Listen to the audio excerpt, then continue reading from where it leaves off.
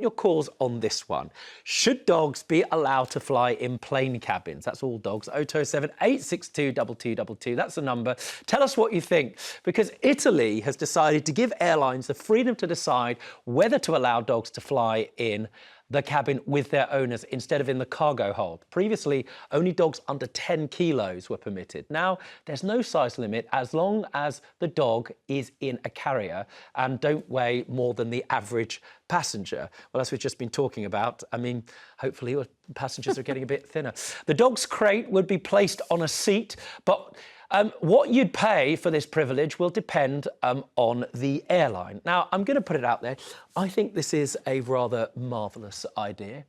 When my late little Rocco, was dog, as I called him, was alive, I would have loved to have taken him on planes. He would have been beautifully behaved. Plus, he had a delicious sense of entitlement. I can just see him sitting there, you know, snuffing and snoring and farting away in business class. I think it would have been the perfect selfie. You're not so keen on this. No. You're terrified of dogs. I'm frightened of dogs, so I really wouldn't be very comfortable having a dog, any animal, but not dogs in the plane. What would you do? I mean, bear in mind, you can already take small dogs. I understand people are concerned about it because of allergies, for example. Yes, the smell, the noise, and just the fact they were there would terrify me, absolutely. Well, I see James shaking his head. I think intuitively he might be saying, get over it.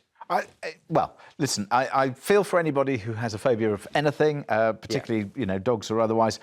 Like children, there are good parents and there are bad parents. And with pets, there are good pet owners and there are bad pet owners.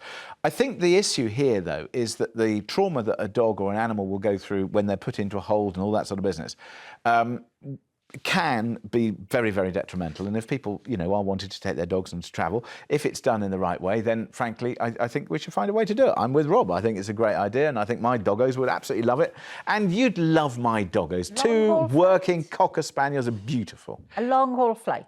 Well, I mean, just to be clear, at the moment, they're really not talking about long-haul flights. They're talking about short-haul flights. I think anything under a couple of hours, I mean, you know, if I brought them into the studio today, they'd be perfectly well behaved. They'd sit around and there'd be no wheeze, poos or anything else. Well, but it's ultimately up to the airline. But the question is how big the dog is. I mean, you can imagine perhaps a little dog, but a Great Dane. I mean, the width of a Virgin Atlantic plane is around 18 inches.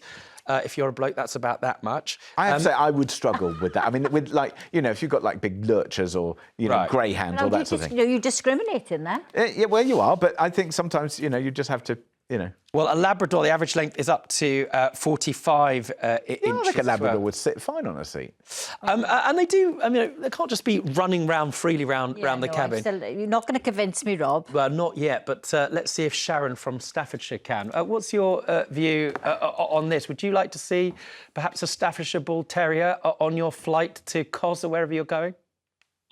Good morning, George. Good morning, James. Good morning, Carolyn. I don't really agree with much things that Carolyn says, but I do on this part, I do. No, I wouldn't. Hell no, I would not. Why would I want a dog that I don't know if they've got fleas? And it would scare me. With my OCD, I would go over the rail. Sharon? You know, we don't know how... Sharon, Sharon. Sharon, can I just ask you, do you ask the same that you might be sat on a bus and there might be a child there? I mean, do you ask them if they've got lice? Do you check and say, oh, you're a bit feral, I'm moving away? No, of course you don't. Well, so James, why discriminate? No, James, that's a human being. That is a human being. A dog is not. No, we should not have dogs on flights. No way. Well, they already are. Well, I'll tell you something. If a dog came on my flight sitting by me, I would kick up a stink. No, I would not have it. I don't pay my money to sit by a dog. Well, I don't know what they've got. Well, most dogs, you know, especially if they're the type of dogs that are going to end up on planes, are defleed, regularly seen by vets and that sort of thing. And also, just to be clear, Sharon, they have to be in an actual cage or very, very small that they can be handheld. Would you have a problem with that? All right, George, listen to this. If they're in a cage, they're going to take up a lot of space. Yeah. So if I want to go to the toilet, this is going to be a lot. To get this cage up and then the owner has to get up, it's quite a lot, really, to be honest. Well, they'd probably be on a seat. They'd have to be paid for, I reckon. Can I ask you, Sharon, are you just not a fan of dogs at all? No, I'm not a fan of dogs because I think they're so unclean. I see them on the street Oh, licking the Sharon. floor, licking Abu. everything, and then kissing their owner's mouth. Oh my gosh, no! Oh, hell no! Sharon. You don't And I like. love James. I do love James, but James, I'm sorry, I disagree. Who with wouldn't you love on this me? one. Well, I can understand. I mean, we haven't mentioned it today. Well, go on. It's my birthday. So, Oh, happy birthday! Yeah, there's happy Sharon Love, there's birthday. love. You know, that's Well, why you I'm want to wearing the wish jazzy James top. happy birthday, but you don't like dogs because they're able to lick themselves, their own, well, I think testicles. they're just so unhygienic. I'm sorry to say, I'm such a clean person. Well, I It hear would you. not work with me. I'm definitely sorry. that. It I'm wouldn't. also a clean freak, but I had an extremely clean dog. It's an interesting thing that she says that, she doesn't like the fact that dogs can, lick their own genitals. I mean, that's quite a fascinating Mine thing. don't seem to spend too much time doing that, but No. they're lovely to have around in the house, and I make sure Yeah. they're clean and washed and stuff, sort and friendly and One well-trained. caller was phoning in to say, frankly, if men could do that themselves, they'd never leave the house. But Val, Wow. what's your view? You're in the West Midlands. I am. Good morning, everyone. Would you take your dog on a flight? I think that's rather a wonderful thing. I mean, it's causing a bit of consternation in various parts of the UK right now. I'm afraid I'm not a pet lover. I like them at a distance, but not so close, especially on my holidays and on flight. I went to, is it Marmaris in Turkey? Marmaris, yeah, in Turkey. Yeah. Yes, a few weeks ago. And the hotel was beautiful where we were staying. Yeah. And all of a sudden, I spotted this cat sitting behind me on the back of my sofa cushion thing. And I thought it was a man who was sitting on the other side. He just happened to put his jumper or his arm accidentally across my neck. Right. And I sort of looked back, and it was a tail. It was a cat.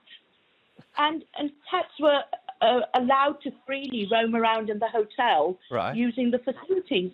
I was forever looking out for cats. Right. And I did really enjoy my So that stay affected there. your enjoyment of the trip. Is that what you're saying? I mean, yeah, and But it would listen- ruin me. It would ruin it. Oh, I'm sorry to hear that it ruined it. I mean, you can sort of stay away from the cats. Also, most of them don't carry disease as long as you don't pet them and you wash your hands afterwards. This is really about the impact on other plane passengers, especially if you've got a good dog or one that's under control. Now, I do wonder about it. Val had a rather unhappy time in Turkey because of the number of free-roaming pussies around. Well, look, I think you've been to a few hotels. You could probably make a recommendation Have or two indeed. where perhaps she could go elsewhere. I mean, look, I think people have got to get over their phobia of animals and dogs and cats and things and just Right. embrace. So you're of the pull yourself together school of thought. Yes. Are you in Somerset? Love the dogs. Do you think that's right? Would you take your lurcher on a Lufthansa flight? John? Hello. Good morning. Hello. Good morning. Yeah.